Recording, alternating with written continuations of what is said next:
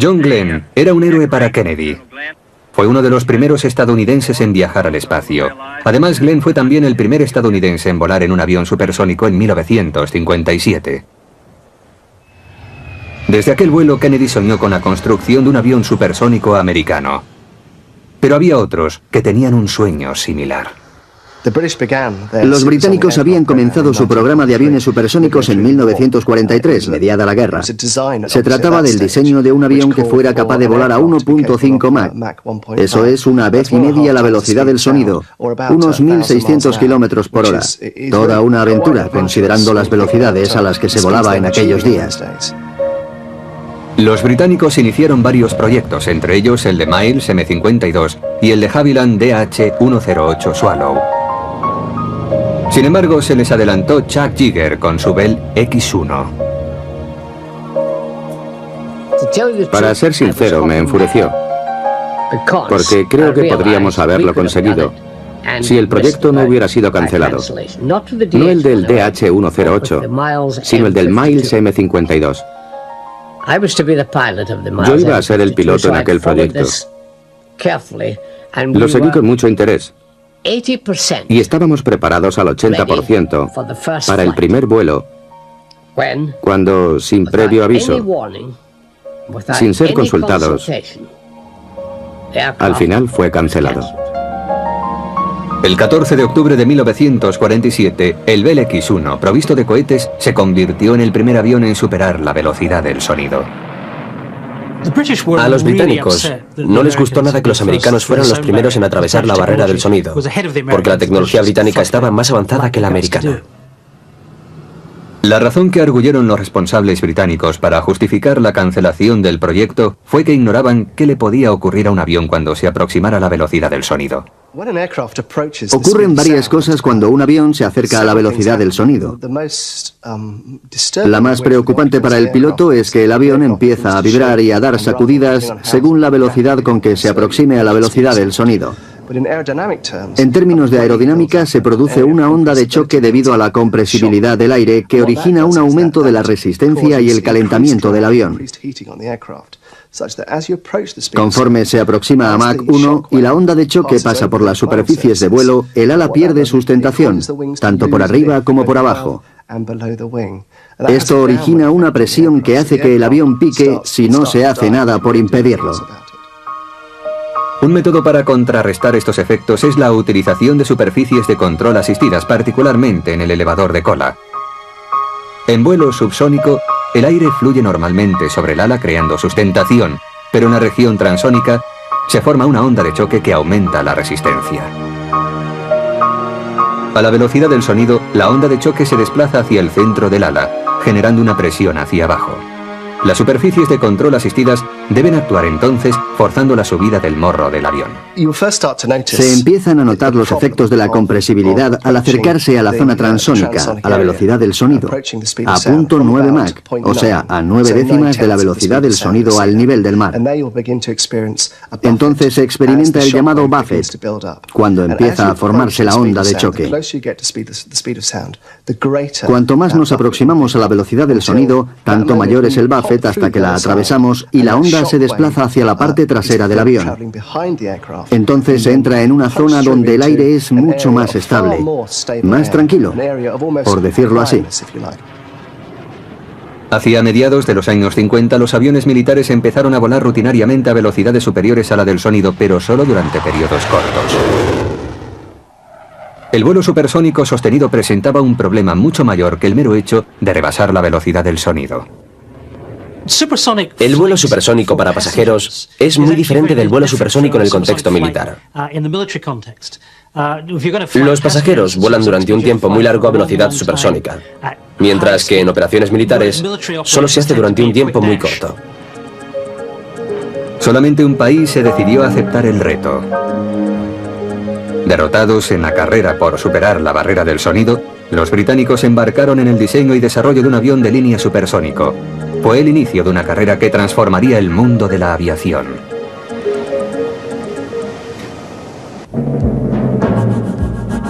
El 10 de marzo de 1956, los británicos volvieron a entrar en la liza con ansias de revancha.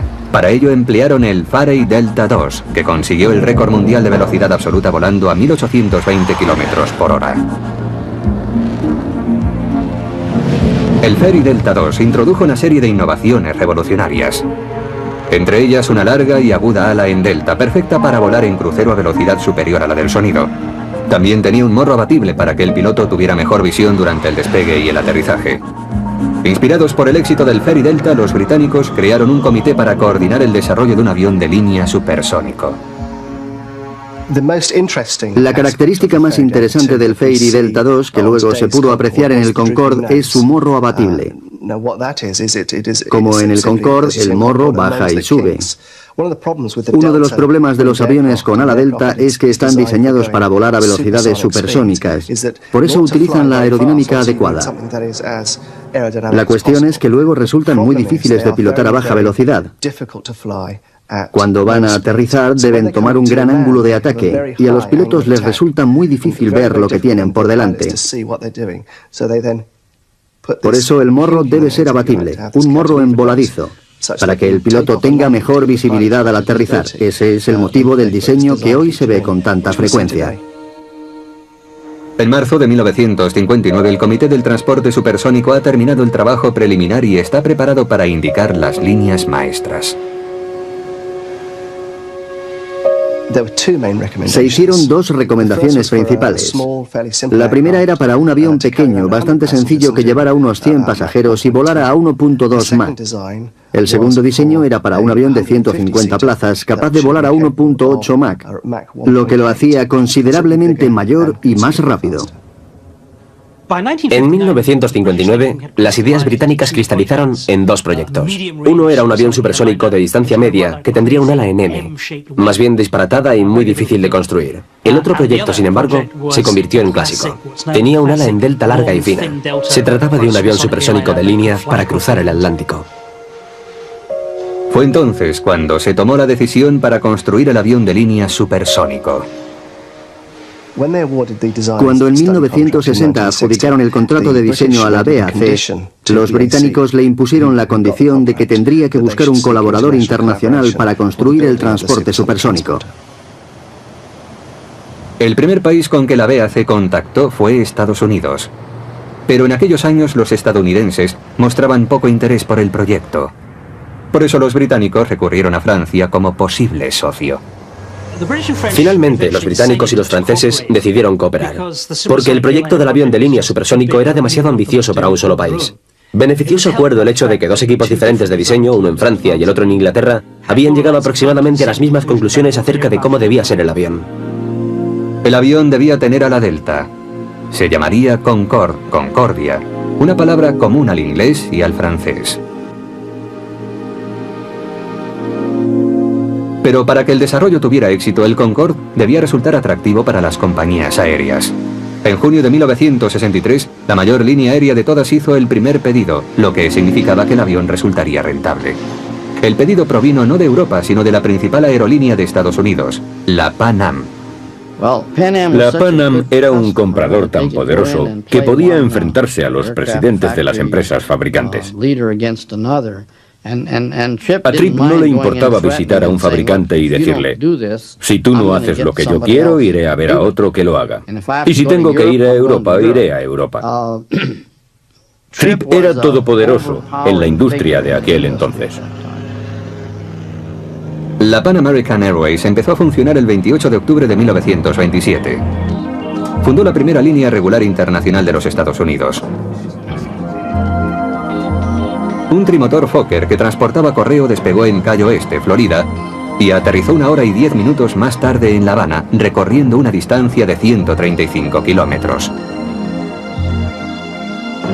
El fundador de la Pan Am fue el legendario Juan Terry Tripp. A sus 28 años se le ocurrió que los aviones que transportaban correo podrían también transportar personas. Puso asientos en la parte trasera de los aviones y cobró $100 por un billete a La Habana. Tripp estaba decidido a que la Pan Am fuera siempre la primera aerolínea de los Estados Unidos. En los años 60, La Pan American era una de las más grandes. La mayoría de las líneas aéreas norteamericanas solo ofrecían vuelos nacionales, pero la Pan Am se hizo famosa volando alrededor del mundo, y para ello empleó los aviones más modernos y con mayores prestaciones del mercado. El 26 de octubre de 1958, la Pan Am se convirtió en la primera línea aérea norteamericana que utilizó un avión de reacción en vuelo comercial. Se trató de un Boeing 707 llamado Clipper America. Voló desde Nueva York a París en la mitad del tiempo acostumbrado por entonces. Juan Tripp estaba decidido también a que la Pan Am fuera la primera compañía en utilizar aviones supersónicos. A los pilotos que trabajaban para la Pan Am a finales de la década de los 50 o 60 les solían decir: manteneos aquí, muchachos, porque vais a volar en supersónico. La Pan Am creía que convirtiéndose en una aerolínea supersónica ganaría prestigio y se consolidaría como la más importante. Pero la decisión de la Pan Am exigía una respuesta nacional. A los pocos días del anuncio, el 5 de junio de 1963, el presidente Kennedy proclamó la intención de su gobierno de apoyar a la industria norteamericana en el desarrollo y construcción de un transporte supersónico para que las líneas aéreas del país, como la Pan Am, pudieran utilizarlo. Cuando Kennedy oyó que la Pan Am iba a comprar el Concorde europeo, casi le da un ataque. Se puso muy furioso y llamó a Juan Tripp, el hombre fuerte de la Pan Am, para pedirle explicaciones. Tripp le contestó: bueno, ya lo sabe, la alternativa es que me ofrezca un avión de línea supersónico americano. Desde aquel momento, Kennedy decidió hablar con los fabricantes de aviones americanos para que construyeran un avión de línea supersónico más rápido y con mejores características que su rival europeo. Y así empezó la carrera. El resultado inmediato de aquella apuesta por la construcción del transporte supersónico fue la adjudicación de $100 millones de los fondos del Congreso, lo que en 1963 era una cantidad enorme de dinero. El Concorde tenía ahora un rival americano. La pregunta era quién acabaría construyendo el transporte supersónico. Una candidata obvia era la Douglas, la mayor constructora de aviones de líneas civiles, desde el mítico DC-3 hasta el reactor DC-8. Pero Douglas no tenía la liquidez necesaria para entrar en la competición. Otra candidata era la North American, que ya estaba trabajando en un gran bombardero supersónico, el B-70 Valkyrie. Y la Lockheed, que tenía gran experiencia en aviones supersónicos tales como el avión secreto SR-71. También estaba la Boeing, la fabricante del poderoso B-52 y de los aviones de línea B-707. De todas las compañías fabricantes de Estados Unidos, paradójicamente Boeing era la que presentaba más problemas para introducirse en el mercado de aviones de línea supersónicos. Hasta entonces la Boeing no había construido ningún avión supersónico. En la actualidad, la Boeing es la mayor compañía aeroespacial del mundo. Tiene cerca de 200.000 empleados y compradores en 145 países. Genera unos beneficios anuales de casi $60.000 millones. Pero la Boeing tuvo unos comienzos muy modestos. Su fundador fue William Boeing, hijo de un empresario maderero. En 1903, Boeing abandonó la Universidad de Yale y viajó al estado de Washington para hacer fortuna en el negocio de la madera. En 1910, William Boeing fue a Los Ángeles a ver el primer festival de aviación de los Estados Unidos. Trató de volar en algún avión, pero ninguno de los pilotos participantes quiso aceptarlo como acompañante. Boeing volvió a Seattle decidido a construir y a volar en sus propios aviones. Algunos creen que Bill Boeing era un inventor, pero realmente era un innovador. Creo que tuvo pocas patentes, si es que tuvo alguna, pero veía un producto y se ponía a pensar en cómo mejorarlo. El 15 de julio de 1916, Boeing inició la fabricación de aviones en Seattle, en una vieja nave para embarcaciones. Contrató a constructores de barcos cuya destreza en la carpintería resultaba ideal para la nueva industria de la aviación. La Boeing prosperó en sus comienzos fabricando hidroaviones para la Marina Americana. Más tarde construyó aviones de caza para el ejército. Pero fue durante la Segunda Guerra Mundial cuando Boeing alcanzó su máximo esplendor. La guerra había comenzado en Europa y desde Wright Field se solicitaban aviones. En aquel tiempo, La mayoría de los bombarderos eran de 2 motores. Todavía se utilizaban los bimotores. Douglas fabricaba un bombardero de 2 motores al igual que alguna otra compañía. El mismo Boeing se presentó en Wright Field y preguntó: ¿su petición incluye un bombardero cuatrimotor? Y todo el mundo se sorprendió porque nadie sospechaba que pudiera existir un bombardero cuatrimotor. Este era el XB-15, un cuatrimotor con una envergadura de 45 metros. Eran tan grandes que se podía pasar por el interior del ala para llegar a los motores y repararlos en vuelo. Una versión más pequeña de este gigante, el B-17 Flying Fortress, se haría famosa durante la Segunda Guerra Mundial. Creo que encargaron 13 o 14 aviones de prueba y evolucionaron hasta convertirse en las Flying Fortress.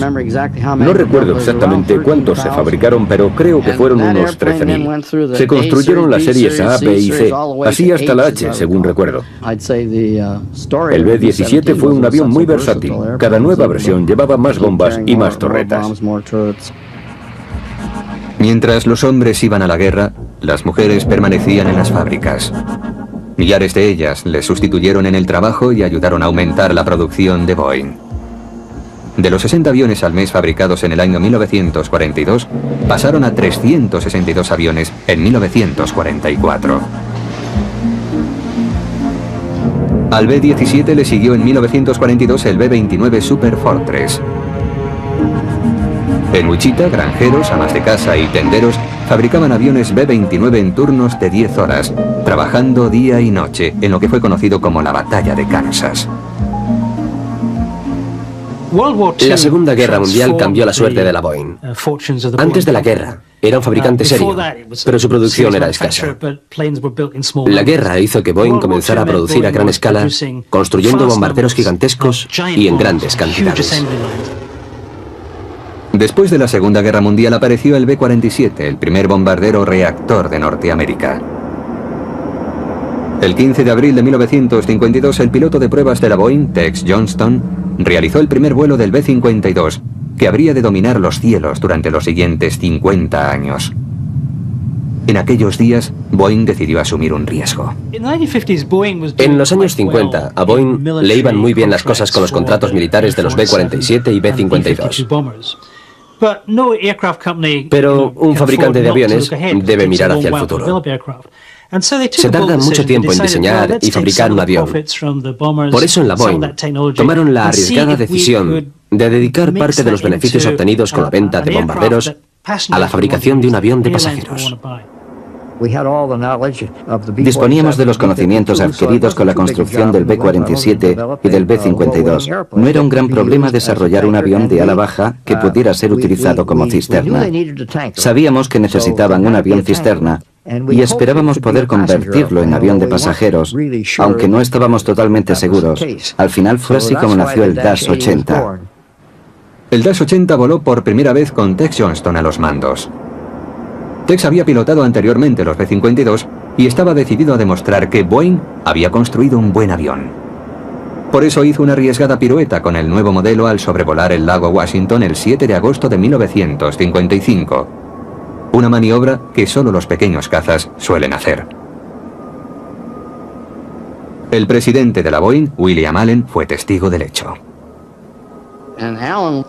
Allen, al ver aquello, se quedó pálido. Miró al consejero técnico, Wilbur Bale, y le dijo: ¿has autorizado esto? Y antes de que contestara, Tex repitió la maniobra. La apuesta de Boeing dio resultado.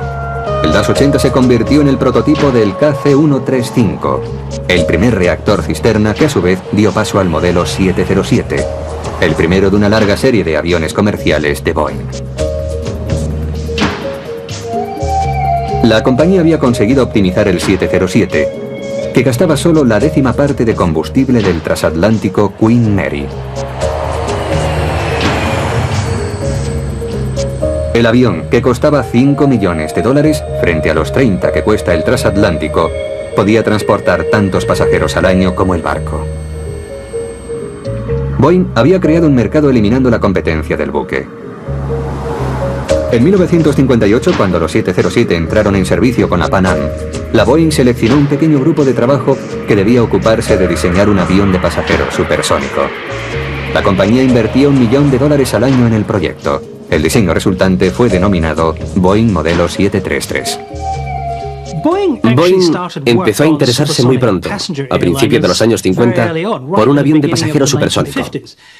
Se decían, ¿es posible construirlo? ¿Existen los motores adecuados? ¿Y la metalurgia? Pero a finales de la década de los 50 los trabajos ya estaban bastante avanzados y empezaron a pensar, podemos conseguirlo. Tras la propuesta de Kennedy para construir el SST, el modelo 733 podría convertirse finalmente en una realidad. A finales del año 1963, los tres candidatos a la construcción del SST americano, Boeing, Lockheed y North American, trabajaban en secreto desarrollando sus respectivos diseños. ¿Quién ganaría la competición?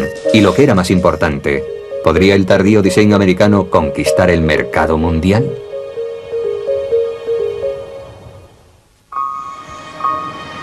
También en 1963 se había iniciado la construcción del Concorde.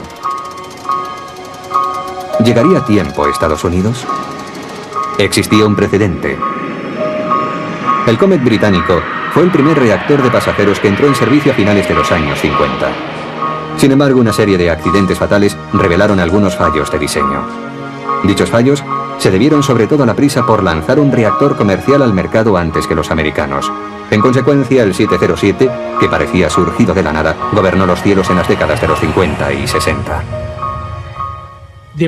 Los americanos llegaron tarde a la carrera por el avión supersónico, pero quisieron adelantarse a los europeos y decidieron ir deprisa.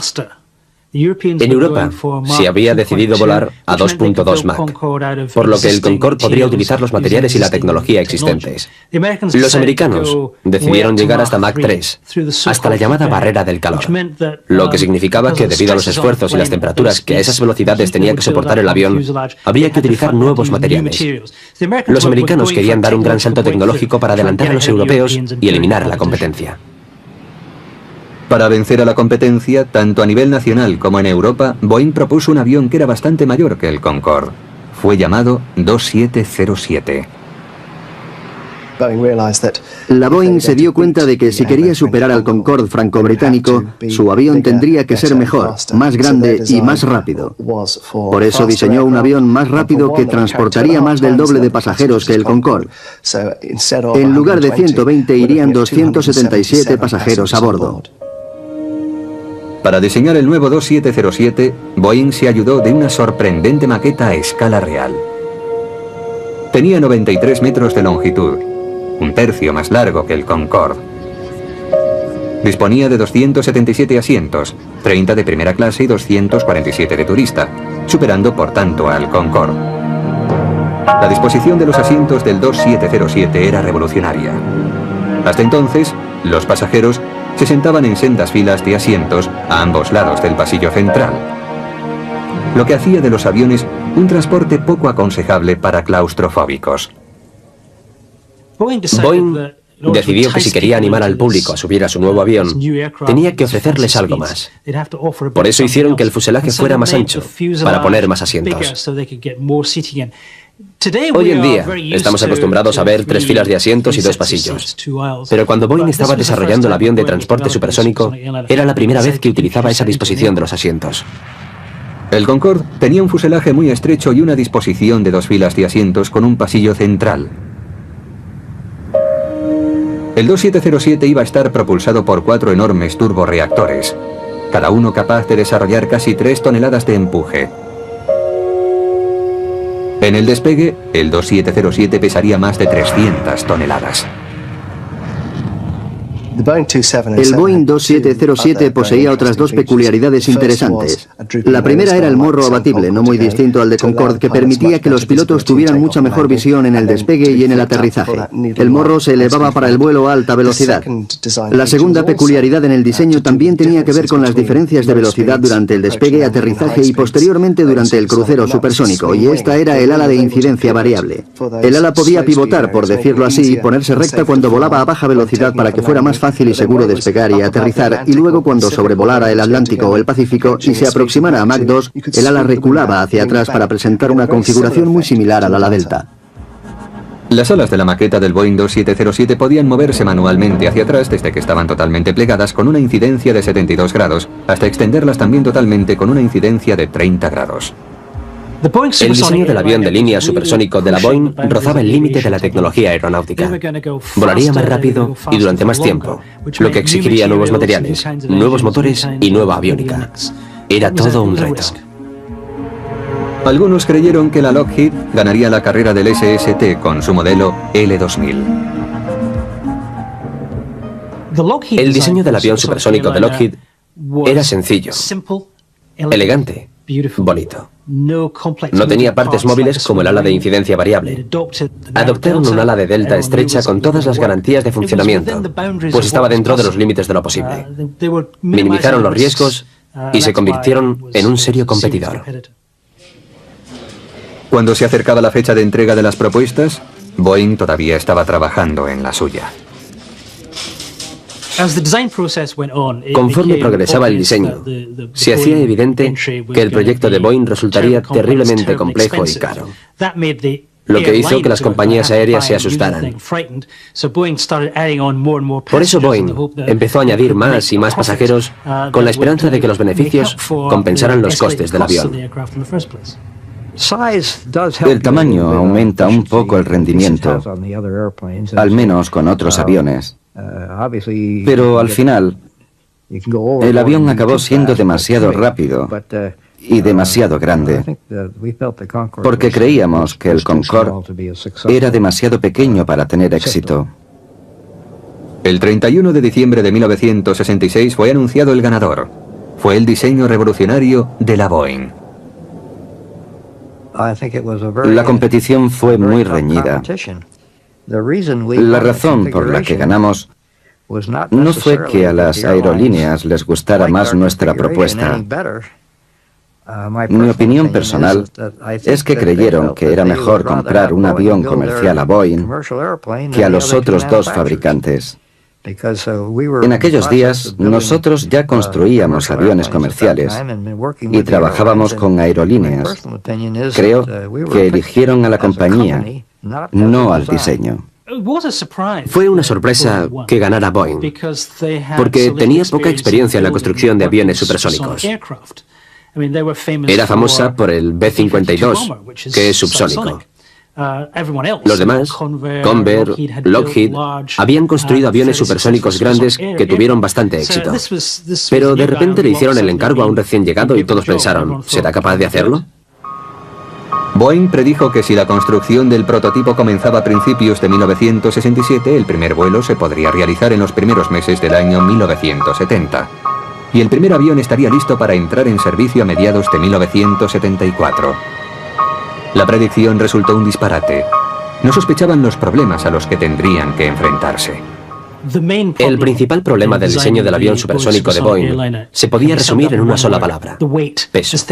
Cada vez era más y más pesado. No conseguiría ser rentable. Había que reducir peso. Y al final el mayor inconveniente fue el mecanismo para hacer que las alas se replegasen. Al desarrollar los diseños preliminares, el peso en vacío se hizo demasiado grande. Ese fue el problema principal. El peso se nos escapó de las manos y no pudimos ajustarnos al que habíamos previsto en la configuración inicial. El proyecto fue interrumpido durante un año mientras Boeing estudiaba otras alternativas. En octubre de 1968 presentó un diseño totalmente nuevo. Solo existía una forma de resolver el problema del peso: eliminar el mecanismo de incidencia variable. El ala de incidencia variable de la Boeing desapareció principalmente por su gran peso. La bisagra era demasiado pesada. También redujeron el tamaño. Los asientos quedaron limitados a 234, pero seguían siendo más que los del Concorde.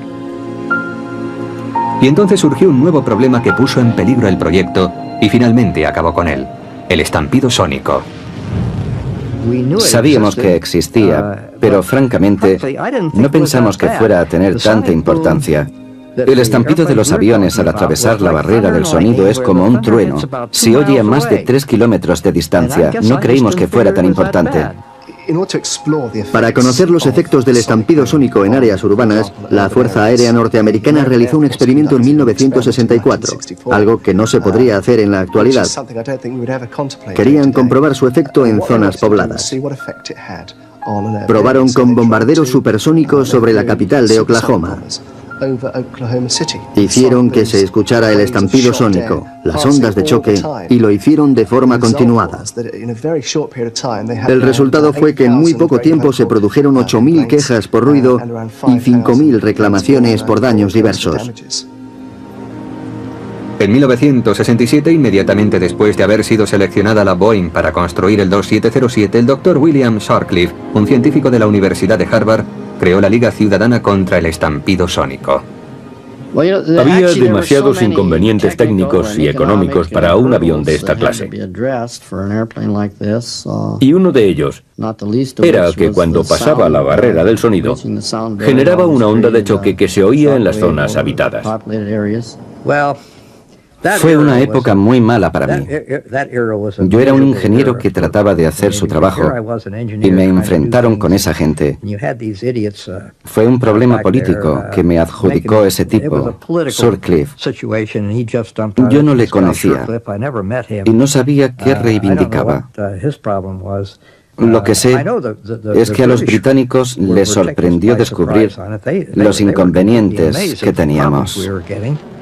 Otros científicos publicaron una hipótesis según la cual los gases de salida del SST emitidos a la atmósfera a gran altura desencadenarían una reacción química. Esta reacción deterioraría la capa de ozono que absorbe las radiaciones solares en la estratosfera, haciendo que aumentara el riesgo de cáncer de piel para la humanidad.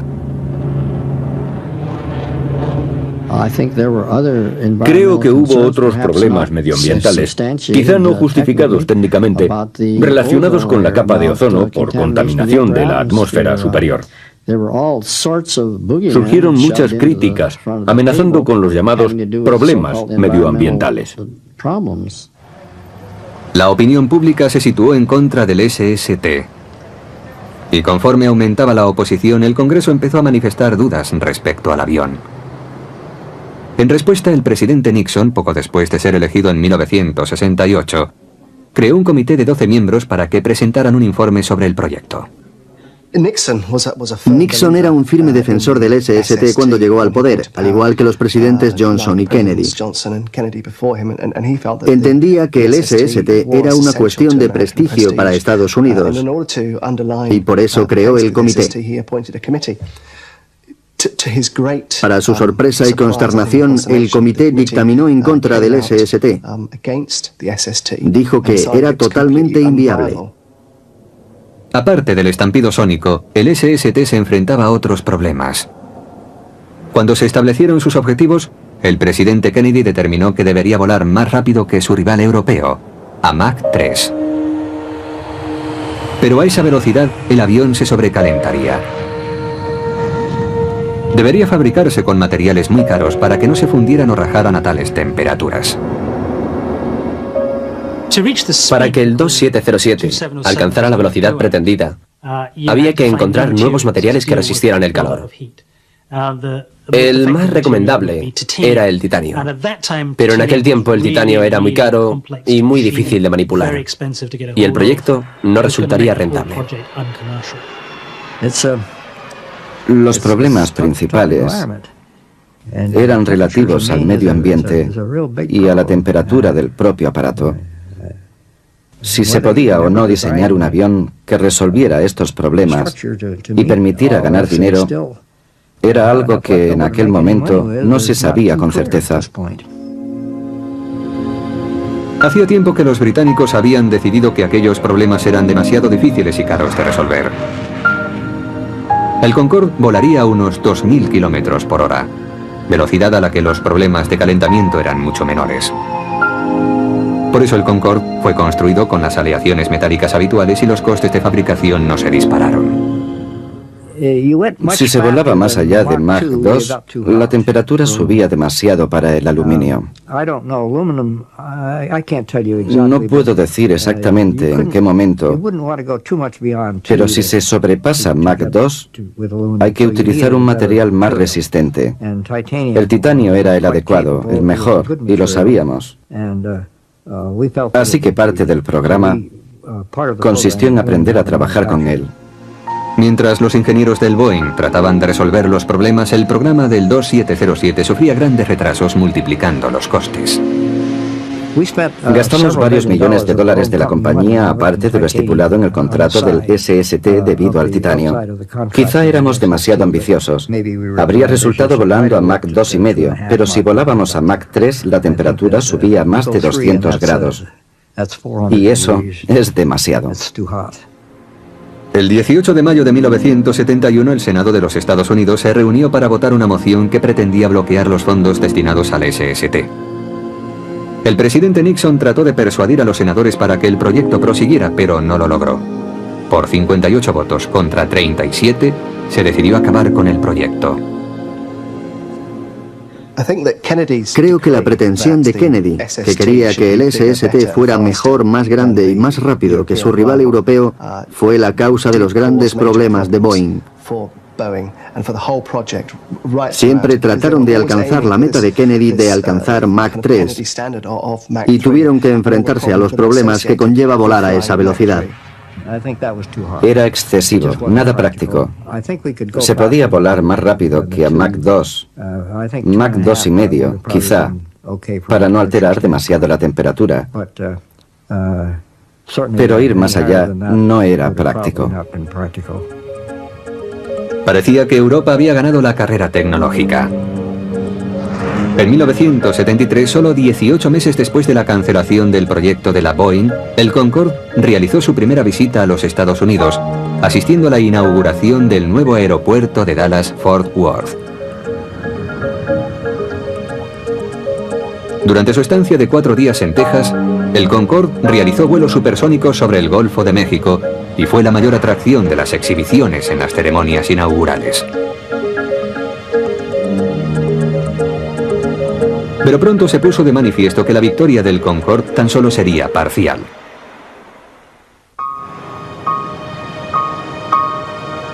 Los problemas que acucieron al Boeing 2707 acabaron finalmente con él, pero también afectaron al Concorde. Entre ellos y en particular el estampido sónico. La British Airways inauguró la primera línea regular en supersónico el 21 de enero de 1976. Volaría entre Londres y Bahrein. Sin embargo, la ruta sobrevolaba principalmente zona continental, obligando al Concorde a ir a velocidades subsónicas en gran parte del trayecto.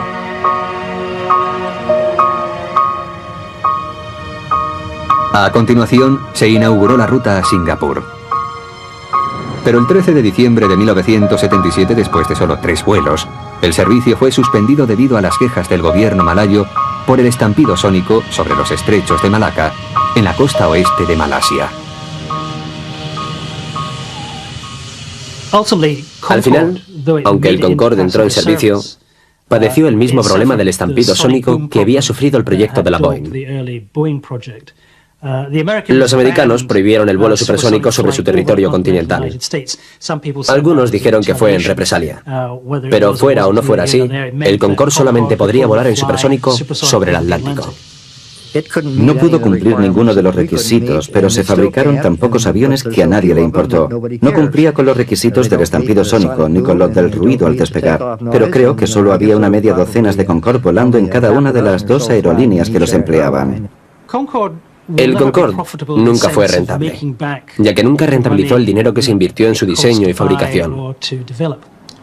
Hacía ganar dinero a las compañías aéreas debido a que el precio de los billetes era muy caro, pero cada vuelo era un despilfarro para la compañía. Por eso fue retirado finalmente de la circulación. El Concorde daba prestigio a una compañía. Te subías a un Concorde y decías, ¡qué bien! Mi mujer y yo despegamos de Washington a las 4:30 de la tarde y estábamos en Londres antes de las 9 de la noche. Fue genial. Pero la historia inacabada del Boeing 2707 fue el primer paso hacia el transporte masivo de viajeros por avión.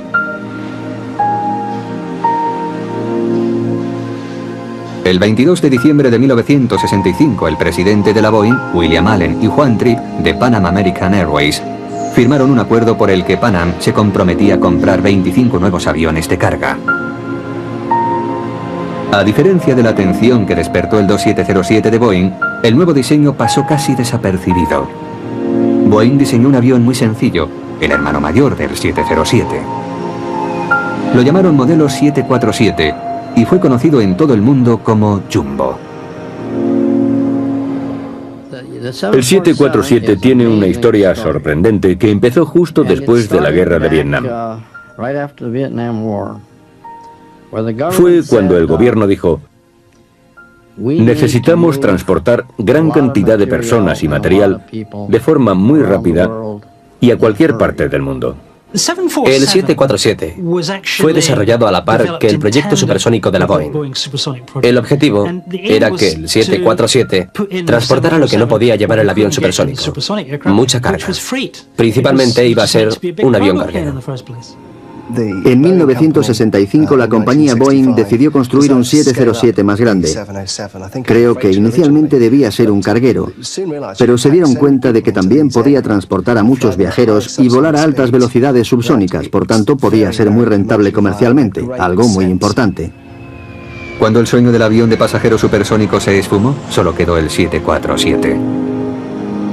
El primero de ellos entró en servicio con la Pan Am en 1970, iniciando una auténtica revolución en el transporte de pasajeros.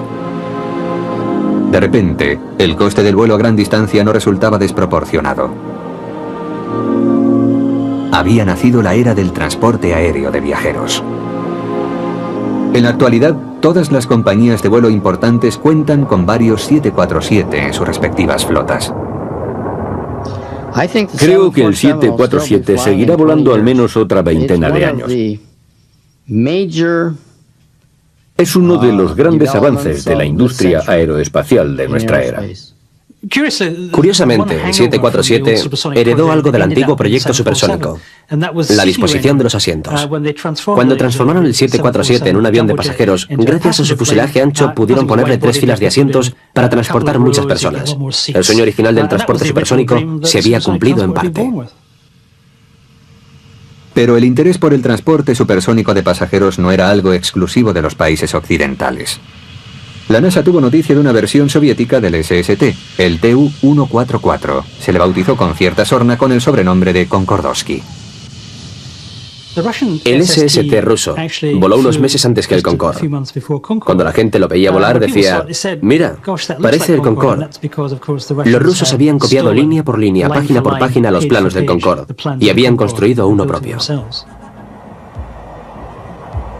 Pero el Concordowski nunca prestó servicio internacional. Los conocimientos técnicos de los soviéticos no eran lo suficientemente avanzados para construir un avión supersónico de línea. El Concordowski era difícil de pilotar y sobre todo inseguro.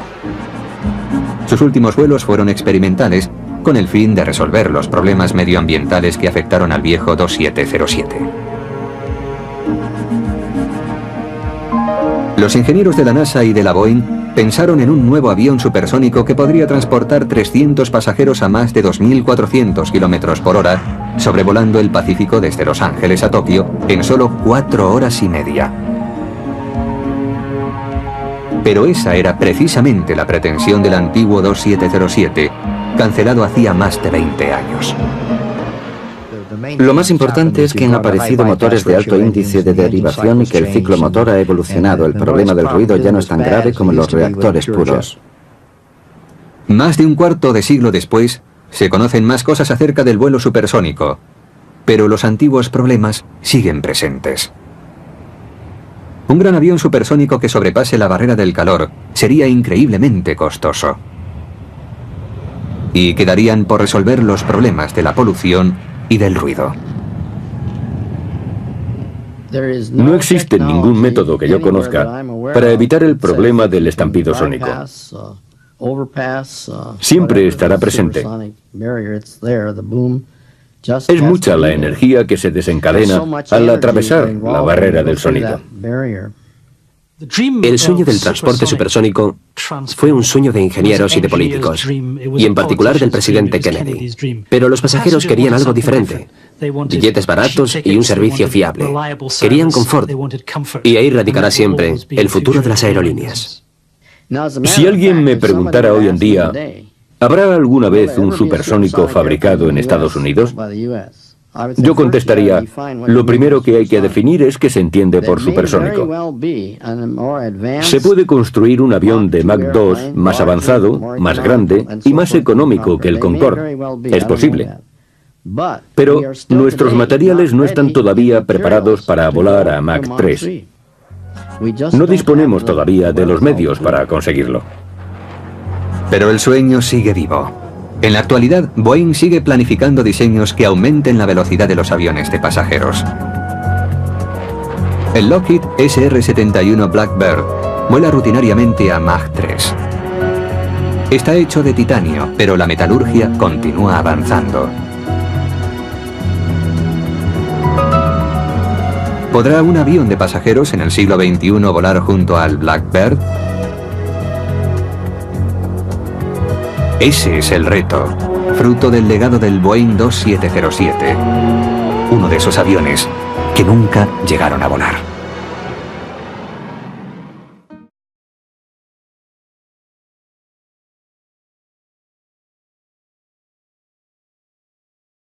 Al final fue cancelado. El 14 de octubre de 1947, el Bell X-1, provisto de cohetes, se convirtió en el primer avión en superar la velocidad del sonido.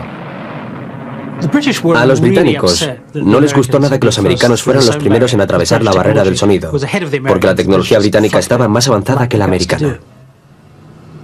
La razón que arguyeron los responsables británicos para justificar la cancelación del proyecto fue que ignoraban qué le podía ocurrir a un avión cuando se aproximara a la velocidad del sonido.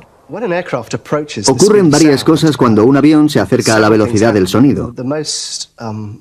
La más preocupante para el piloto es que el avión empieza a vibrar y a dar sacudidas según la velocidad con que se aproxime a la velocidad del sonido. En términos de aerodinámica, se produce una onda de choque debido a la compresibilidad del aire que origina un aumento de la resistencia y el calentamiento del avión.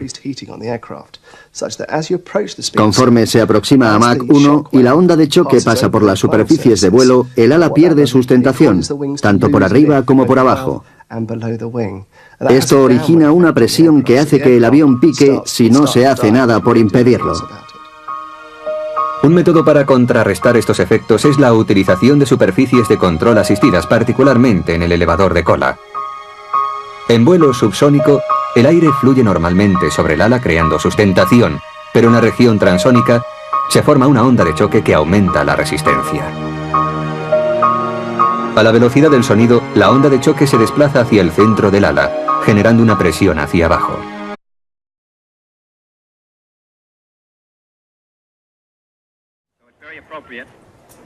John Glenn era un héroe para Kennedy. Fue uno de los primeros estadounidenses en viajar al espacio. Además, Glenn fue también el primer estadounidense en volar en un avión supersónico en 1957.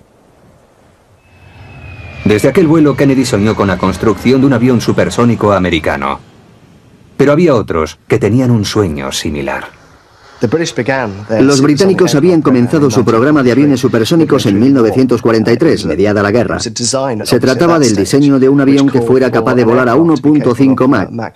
Eso es una vez y media la velocidad del sonido, unos 1.600 kilómetros por hora. Toda una aventura, considerando las velocidades a las que se volaba en aquellos días. Los británicos iniciaron varios proyectos, entre ellos el de Miles M52 y el de Havilland DH-108 Swallow. Sin embargo, se les adelantó Chuck Yeager con su Bell X-1. Para ser sincero, me enfureció, porque creo que podríamos haberlo conseguido si el proyecto no hubiera sido cancelado. No el del DH-108, sino el del Miles M52. Yo iba a ser el piloto en aquel proyecto. Lo seguí con mucho interés.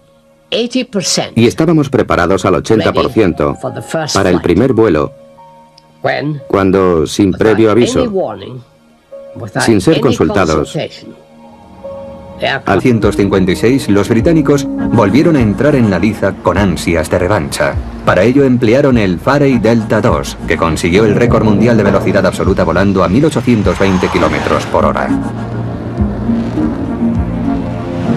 El Fairey Delta II introdujo una serie de innovaciones revolucionarias. Entre ellas una larga y aguda ala en delta, perfecta para volar en crucero a velocidad superior a la del sonido. También tenía un morro abatible para que el piloto tuviera mejor visión durante el despegue y el aterrizaje. Inspirados por el éxito del Fairey Delta, los británicos crearon un comité para coordinar el desarrollo de un avión de línea supersónico. La característica más interesante del Fairey Delta II, que luego se pudo apreciar en el Concorde, es su morro abatible. Como en el Concorde, el morro baja y sube. Uno de los problemas de los aviones con ala delta es que están diseñados para volar a velocidades supersónicas. Por eso utilizan la aerodinámica adecuada. La cuestión es que luego resultan muy difíciles de pilotar a baja velocidad. Cuando van a aterrizar deben tomar un gran ángulo de ataque y a los pilotos les resulta muy difícil ver lo que tienen por delante. Por eso el morro debe ser abatible, un morro emboladizo, para que el piloto tenga mejor visibilidad al aterrizar. Ese es el motivo del diseño que hoy se ve con tanta frecuencia. En marzo de 1959, el Comité del Transporte Supersónico ha terminado el trabajo preliminar y está preparado para indicar las líneas maestras.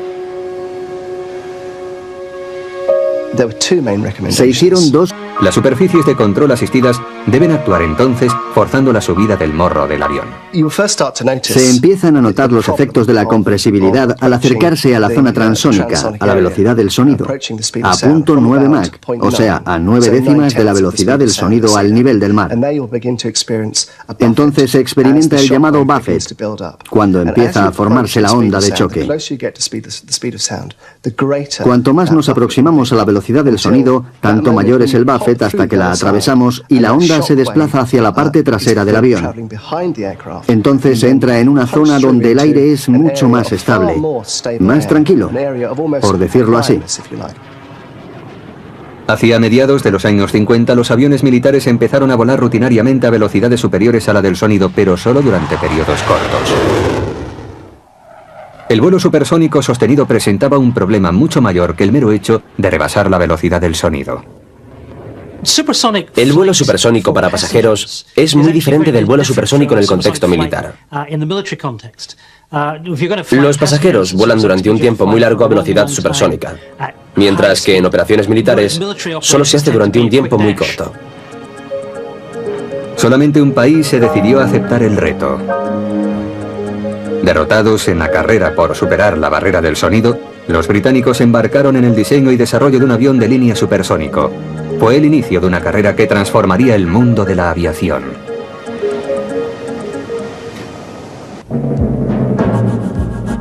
El 10 de marzo de 1900... Recomendaciones principales. La primera era para un avión pequeño, bastante sencillo, que llevara unos 100 pasajeros y volara a 1.2 Mach. El segundo diseño era para un avión de 150 plazas, capaz de volar a 1.8 Mach, lo que lo hacía considerablemente mayor y más rápido. En 1959, las ideas británicas cristalizaron en dos proyectos. Uno era un avión supersónico de distancia media que tendría un ala en M, más bien disparatada y muy difícil de construir. El otro proyecto, sin embargo, se convirtió en clásico. Tenía un ala en delta larga y fina. Se trataba de un avión supersónico de línea para cruzar el Atlántico. Fue entonces cuando se tomó la decisión para construir el avión de línea supersónico. Cuando en 1960 adjudicaron el contrato de diseño a la BAC, los británicos le impusieron la condición de que tendría que buscar un colaborador internacional para construir el transporte supersónico. El primer país con que la BAC contactó fue Estados Unidos. Pero en aquellos años los estadounidenses mostraban poco interés por el proyecto. Por eso los británicos recurrieron a Francia como posible socio. Finalmente, los británicos y los franceses decidieron cooperar, porque el proyecto del avión de línea supersónico era demasiado ambicioso para un solo país. Benefició su acuerdo el hecho de que dos equipos diferentes de diseño, uno en Francia y el otro en Inglaterra, habían llegado aproximadamente a las mismas conclusiones acerca de cómo debía ser el avión. El avión debía tener ala delta. Se llamaría Concorde, concordia, una palabra común al inglés y al francés.